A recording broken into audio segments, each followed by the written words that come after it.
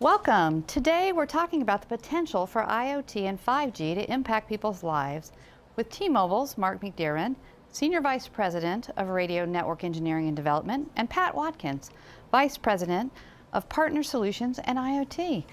Hi guys, thanks so much for joining me today. I really appreciate it. Hey Vanessa, good to see you. It's great to see both of you too. So we'll just jump in. We're going to talk, for a few minutes about this, and it's a really fascinating topic right now, and so much is happening with the advent of 5G and IoT. So I think beyond people being able to order things directly from their refrigerator to the store, let's talk a little about what's happening in government and business. So increasingly, they're relying on the pervasiveness of technology and the rise of the Internet of Things to develop new ways of becoming more efficient, right? But IoT, particularly with the advent of 5G, has a lot of greater potential. How is this a technology that can actually change people's lives? Can you talk about that a bit? Yeah, well, firstly, I think it's really important to recognize that the IoT, the Internet of Things, presents a new and broad range of opportunities. With 5G's new capability range, we're positioned to really fuel innovation and create solutions that change the lives of individuals, the communities that they live in, and the cities and towns that they occupy. So that's just really, really exciting. And of course, nearly every American today is carrying a cell phone, and predominantly those are smartphones, and increasingly, through the work that we do, Pat, those are 5G smartphones. So that's just really, really exciting.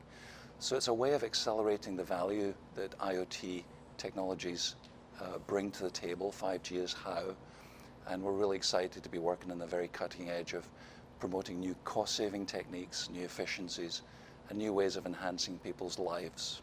Yeah, did you have anything you wanted to add on that?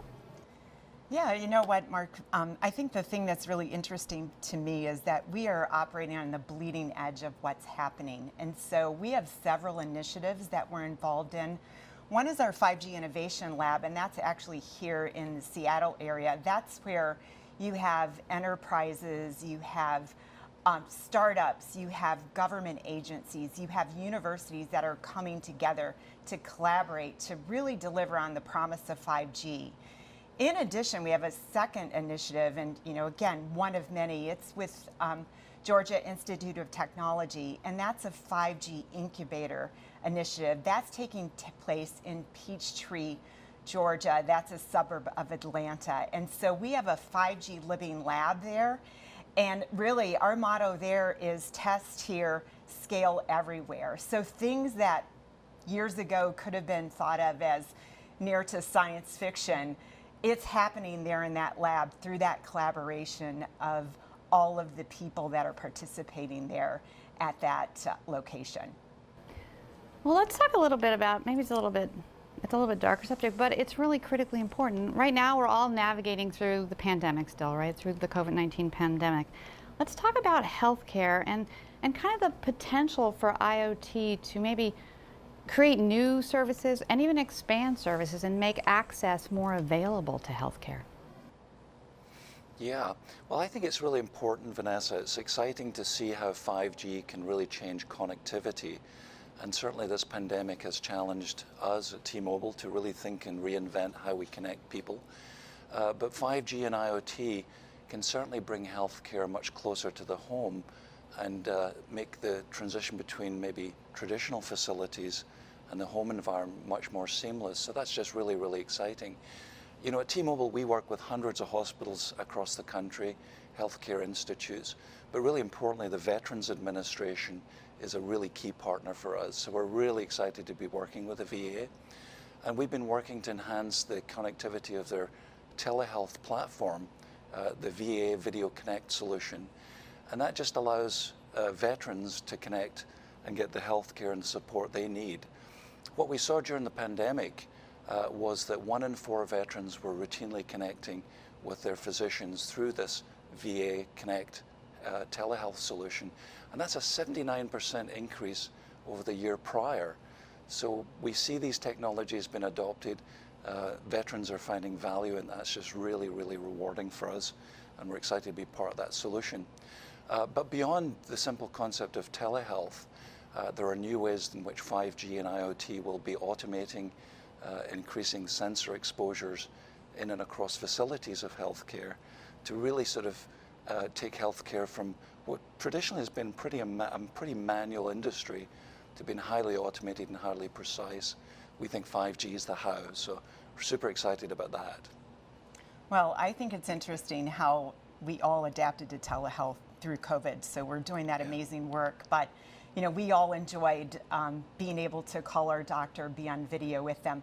But in the event that you do need to go into, say, an emergency room, you know, by the way, I did have a little incident myself where I broke my thumb, had to go into emergency situation. And there, what IoT can help to do is it can do things like make sure that that facility is ready for you, make sure beds are ready, make sure equipment's ready. So you can have those all those things have sensors, and so you know what's going on. You know, my situation, the x-ray machine wasn't working at the time, and so it took some time. So they were amazing, but it took some time. If you would have known that was the case before you went in, that could have changed the whole experience. And so those are the kinds of things that I look at IoT, and especially as you think about 5G and the massive sensing capabilities that are really going to be game changers in terms of this new era of connectivity. Have you seen some early adopters of this type of technology that you can talk about who've had some successes? Yeah, I think so. Certainly working with partners, and I don't want to name specific institutions, but the early signs that they're conveying back to us is that they've connected the dots between patient outcomes, that's patients recovering more quickly, more reliably after procedures, and connectivity to broadband services that companies like T-Mobile provide. So simply that very early evidence and proof point is so rewarding, and it encourages us to continue our investments, our partnerships, to accelerate these benefits to really revolutionize healthcare. Yeah, and you think about things that perhaps in a hospital situation that you had nurses or staff, they had to manually do those tasks. They were repetitive tasks.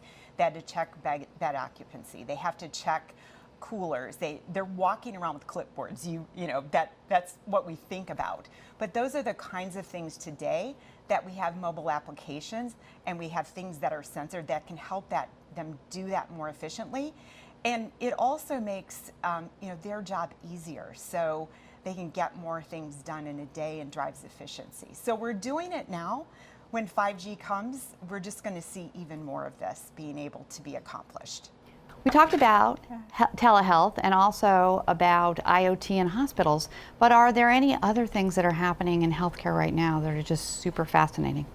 Well, I think one thing that has been critical is being able to actually monitor the temperature of those vaccines, again, all along the ecosystem. So here at T-Mobile, we actually have a temperature monitoring solution. If you think about making sure that you're keeping it at that right temperature, cool enough in the production area, when it's on a vehicle, or when it's actually in the lab. Those are the kinds of things that we've seen have become very important, and we're able to help each of those categories, each of those places, to be able to do that with solutions that we have.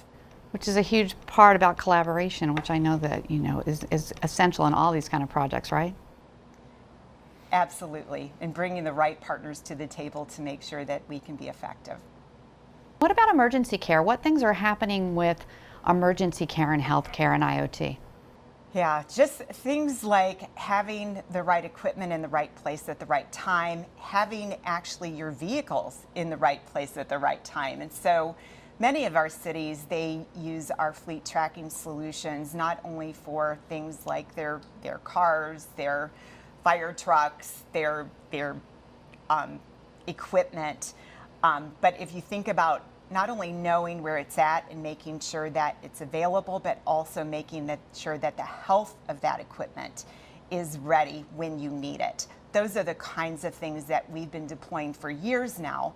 But again, as you go into this next generation of connectivity, all that information will be orchestrated to provide even better intelligence to the cities that are using the equipment. Right, it allows for the preemptive kind of care versus reactive.